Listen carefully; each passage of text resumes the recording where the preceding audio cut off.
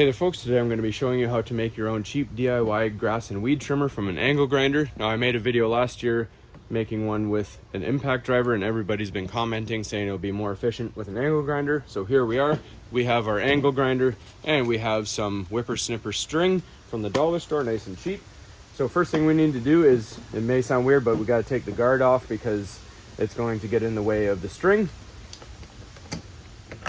And you're going to want to wear some sort of gloves when you are using this once we get the string all assembled, just in case it does come into contact with your hands.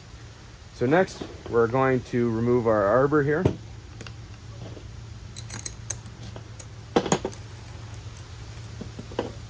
Then we grab a piece of our whippersnipper string and we want to cut it to length. Make sure you figure out where your fingers will be and cut it just before that point.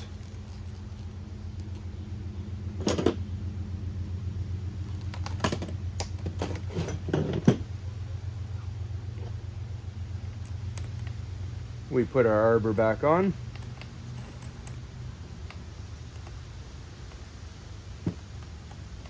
And we tighten it down.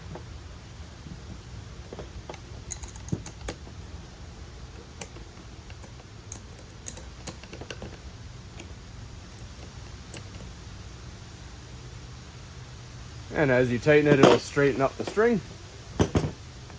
So now we're going to get our gloves on, plug it in. If you have a cordless one, it's better, but ours is corded. So we're just going to get our extension cord plugged in and see how it works.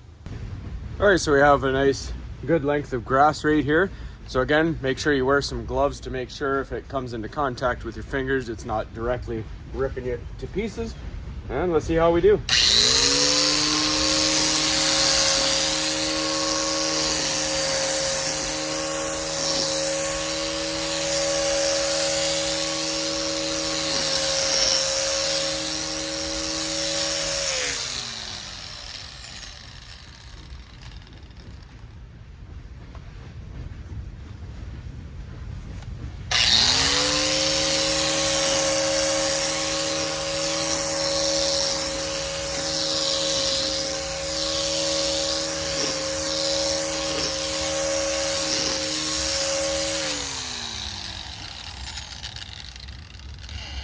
All right, so you can definitely see that's working. You can see all the clippings, and I did feel it actually coming into contact.